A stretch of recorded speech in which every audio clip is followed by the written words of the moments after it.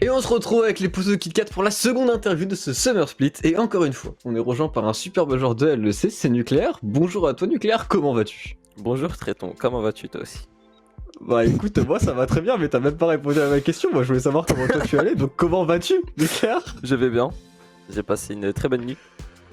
Et voilà. Je suis très heureux, bon faut que les spectateurs sachent qu'actuellement on est avant midi, et avant C'est midi vrai. pour Nucléaire et pour moi c'est pas forcément facile, mais on va y arriver, on va y aller doucement, et on va commencer par une petite question sur comment tu as rejoint le LEC. Parce que d'un point de vue extérieur, c'était un petit peu bizarre, on s'y attendait pas vraiment, on voulait jouer les European Master et d'un coup, Nucléaire annonce un LEC, donc comment ça s'est un petit peu passé en interne avec Chal, comment toi tu as vécu la chose? Du coup j'étais chez Schalke Evolution, donc l'académie. C'était même pas la fin des Masters, c'était en plein milieu. On m'avait call. Il m'avait call parce qu'Abedago avait décidé de partir au NA chez 100 Thieves. Et du coup ils m'ont dit que j'étais promote en LEC. Et voilà. Et c'est juste fait comme ça, genre Ça, c'était ouais, non, juste, c'était vraiment rapide. Et voilà, il n'y a pas de. Il n'y avait pas eu vraiment de point de section où ça s'est fait comme ça.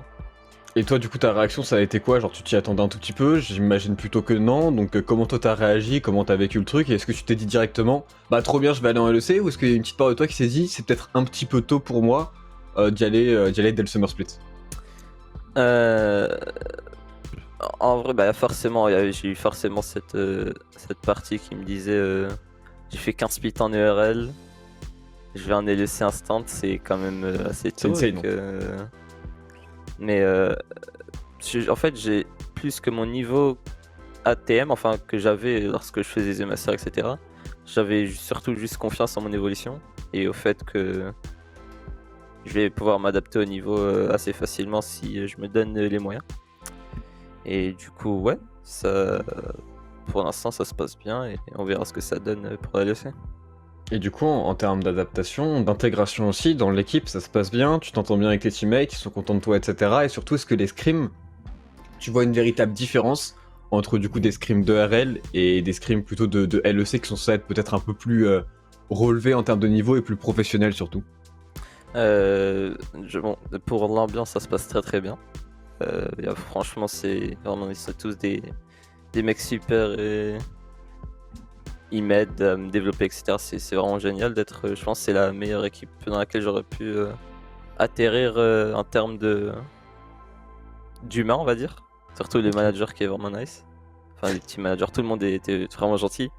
Et, et concernant les scrims, en termes de mécanique, le niveau est un peu plus élevé, ce qui est normal. Et il y a aussi, surtout, il y a tout ce qui concerne la jungle qui est vraiment. Où tu dois vraiment plus faire attention à ça. Parce que les équipes LEC punissent plus. Mais sinon, c'est un niveau si t'as un minimum d'adaptabilité, tu peux facilement te jeter dans la basse-cour, quoi. Oui, donc pour le moment, en tout cas, tu y arrives plus ou moins. Toi, c'est quoi les mid laners, en tout cas en LEC, qui t'impressionnent le plus ou que t'as le plus envie de jouer? Bon, j'attends au moins peut-être un petit casse dans la réponse, mais je me demande s'il n'y a pas d'autres mid laners qui seraient peut-être un peu plus surprenants. Il y a Caps, du coup.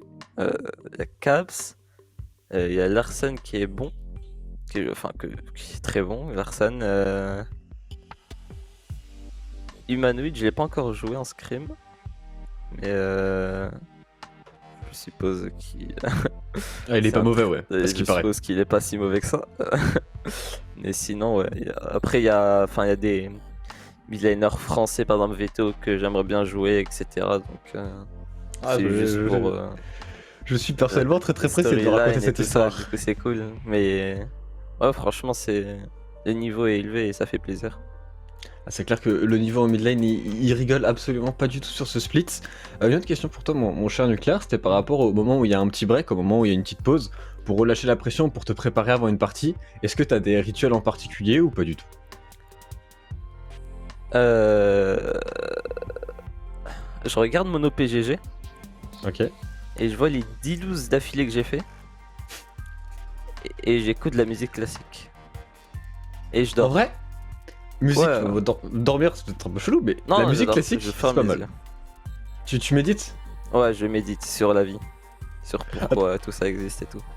En vrai, en termes de. Parce qu'il y a tout le côté scrim, etc. qui change, mais en termes de côté de vie, se professionnaliser, en termes de réveil, en termes de sport, en termes peut-être de méditation, est-ce qu'il y a des trucs nouveaux que tu fais en LEC?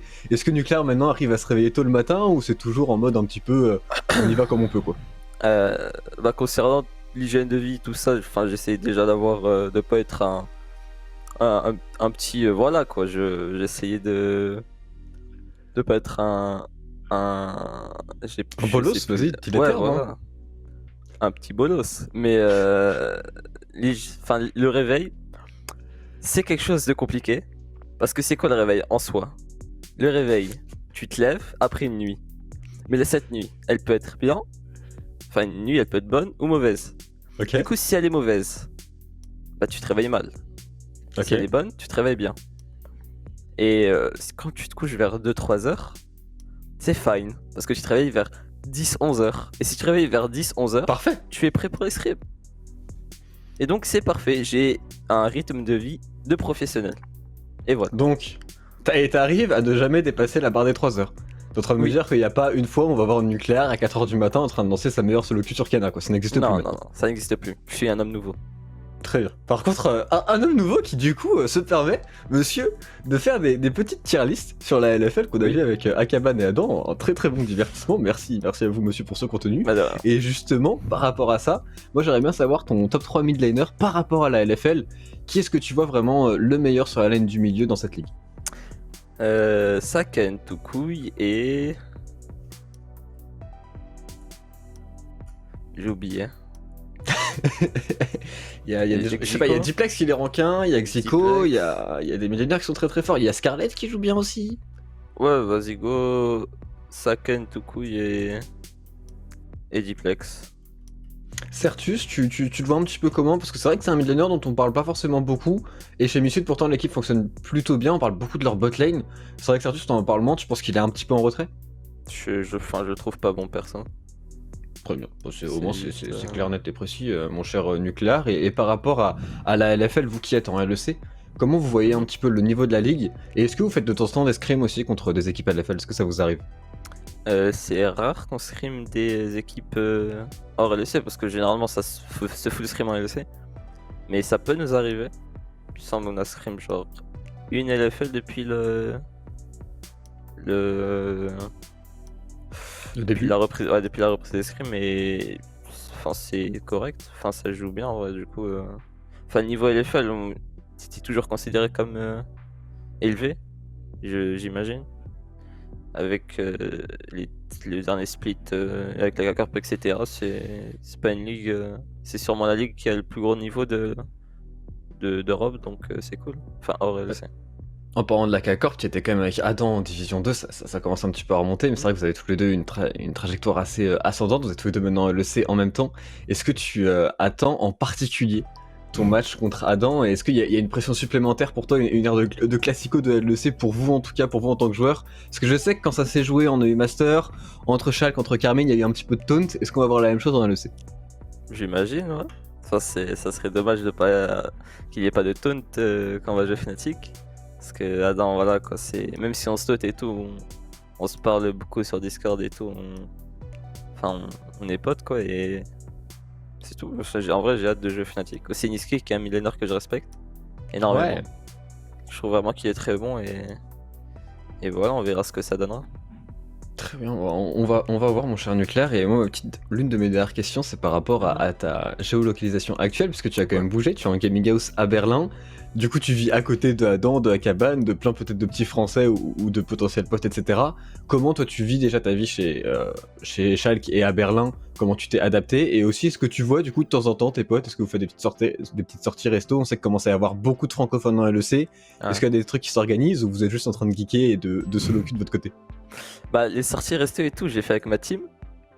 C'est déjà pas mal. Enfin, on y allait dans pas mal de restos, on a fait plusieurs activités.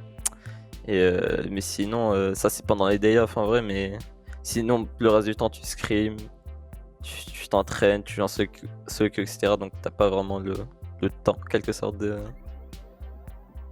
faire tout ça. Ok, je vois. Et du coup, tu t'es bien adapté à la Gaming House? Parce que moi, c'est quand même un truc que t'avais jamais fait. Moi, c'est un peu ma peur par rapport à toi. Je me suis dit, bon, il va monter en LEC, le niveau, il va s'adapter rapidement comme beaucoup de joueurs. Par contre, le côté Gaming House, comme t'as jamais fait, tu rentres en LEC directement, t'as ce côté-là à apprendre en plus. Toi, ça va, tu vis bien avec les 5 joueurs, etc. Y a pas de souci. Oui, il n'y a pas de souci sur ça. En vrai, au début, c'était un peu compliqué parce que voilà, quoi, je devais prendre mes marques, etc. Mais maintenant, il n'y a pas de. Enfin, j'ai pris mes marques et on Eh vit, quoi. bien, eh bien c'est parfait, Nino. Hein. Moi, je te Ah, souhaite merci. absolument le meilleur. Et si tu as un dernier mot pour la commu, une partie de la commu Cacor qui va continuer de te suivre, j'imagine, dans LEC, et même la commu française en général qui va être derrière vous, etc. Toi, si t'as un dernier mot, c'est ton moment, c'est pour toi, Nucléaire. Ouais. Euh, Merci les refs. Merci les J'adore ce moment.